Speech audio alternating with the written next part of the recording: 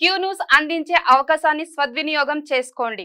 సమస్య ఎక్కడున్నా నేనున్నానంటూ ధైర్యంగా ప్రశ్నిస్తూ రాజకీయాల పట్ల అవగాహన కలిగిన అనుభవం గల రంగారెడ్డి హైదరాబాద్ రిపోర్టర్లు కావాలను సంప్రదించవలసిన నెంబర్లు 8688926084. గడువులోగా రుణమాఫీ చేశాం, ఇది మా మార్క్. సాధ్యం కాదన్నల్లా నోర్లు ముయించినాం సీఎం రేవంత్ రెడ్డి. అర్హత ఉండి రుణమాఫీ కాని రైతులు ఆందోళన చెందొద్దు. అలాంటి వాళ్ళ కోసమే 5,000 కోట్లు రిజర్వ్ చేశాం. ఎవరైనా ఉంటే కలెక్టర్ ఆఫీసుల్లో ఫిర్యాదు చేయొచ్చు. రుణమాఫీ చేసినంత మాత్రాన ఇతర పథకాల్లో ఎలాంటి కోతలుండవు. అక్రమ నిర్మాణాల కూల్చివేతల కోసం హైడ్రాకు ఫ్రీ హ్యాండ్ ఇచ్చాం. ఇచ్చిన మాట ప్రకారం ఎస్సీ వర్గీకరణకు కట్టుబడి ఉన్నాం.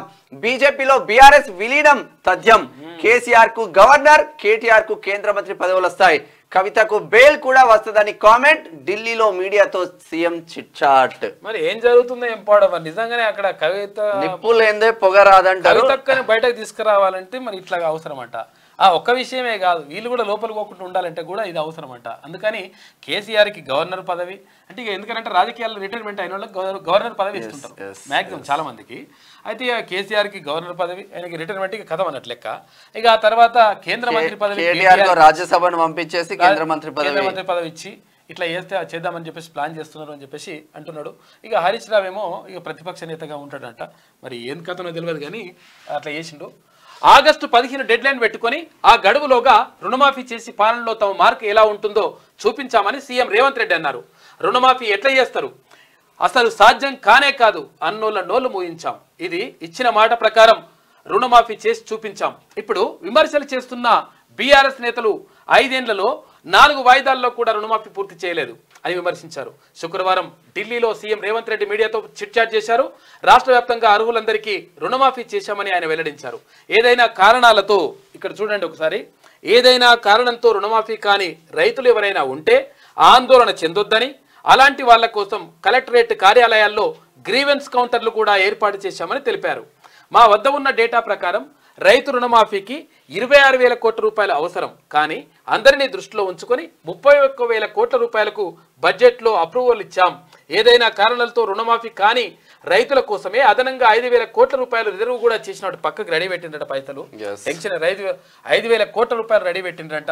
ఎవరైనా రుణమాఫీ ఒకవేళ అర్హత ఉన్నా గానీ రుణమాఫీ కాకపోతే అక్కడ కలెక్టర్ కార్యాలయానికి వెళ్ళండి, గ్రీవెన్స్ సెల్లో అక్కడ అప్లికేషన్ ఇవ్వండి, కంప్లైంట్ చేయండి. చేసిన తర్వాత మీకు ఉన్నటువంటి అర్హతలు ఏంటిదో, ఆధారాలు ఏంటిదో అవన్నీ కూడా ఇవ్వండి. తర్వాత బ్యాంక్ అధికారులతో కూడా మాట్లాడండి.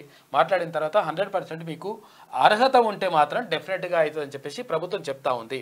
దానికోసం అంటే పైసలు లేవా ఉన్నాయా మరి అదంతా పరిచయం ఏమొద్దు, 5,000 కోట్ల రూపాయలు కూడా రెడీగా పెట్టింది రాష్ట్ర ప్రభుత్వం. ఇక దీనికి మళ్ళీ ఇక మంత్రి కేటీఆర్ వచ్చేసి నేను అయితే అట్లా చేస్తా ఇట్లా చేస్తాను మళ్ళీ డైలాగులు ఉంటాయి. ఏ డైలాగులు ఉన్నా అవేం కాదు, బరాబర్ అర్హులందరికీ చేస్తా అని చెప్పేసి ప్రభుత్వం చెప్తుంది. ఇక ఇట్లా ఉంటే 4th సిటీలో పెట్టుబడులు పెట్టండి. ఫాక్స్కాన్ చైర్మన్ యంగ్ లియూకి సీఎం రేవంత్ ఆహ్వానం. ఫ్యూచర్ సిటీని బహుముఖంగా తీర్చిదిద్దుతామని వెల్లడి. 4th సిటీ రూపకల్పనలో సీఎం విజన్ ఆకట్టుకుంది. లియూ త్వరలోనే హైదరాబాద్ ను సందర్శిస్తామని ప్రకటించిండ్రు. శుక్రవారం ఢిల్లీలో ఫాక్స్కాన్ ప్రతినిధులతో సీఎం రేవంత్, మంత్రి దుద్దిల్లా శ్రీధర్ బాబును చూస్తా ఉన్నాం. మా దగ్గర పెట్టుబడులు పెట్టని చెప్పేసి ఆహ్వానిస్తా ఉన్నారు ముఖ్యమంత్రి. మొత్తం మీద అంటే ఇప్పుడు ఐటీ అనగానే చంద్రబాబు గుర్తుకొస్తాడు. ఇప్పుడు మాదాపూర్, సైబర్ టవర్స్ ఇదంతా ఇప్పుడు రేవంత్ రెడ్డి కూడా ఒక టార్గెట్ పెట్టుకున్నట్టున్నాడు. నేను ఒక సిటీని కట్టాలి, లైఫ్ లో నా పేరు ఉండాలి అన్న అంటే వాస్తవంగా దృఢ సంకల్పం ఉంటే కానీ చేయలేము పనులు. క్యూ న్యూస్ అందించే అవకాశాన్ని సద్వినియోగం చేసుకోండి. సమస్య ఎక్కడున్నా నేనున్నానంటూ ధైర్యంగా ప్రశ్నిస్తూ రాజకీయాల పట్ల అవగాహన కలిగిన అనుభవం గల రంగారెడ్డి హైదరాబాద్ రిపోర్టర్లు కావాలను సంప్రదించవలసిన నెంబర్లు 8688926084.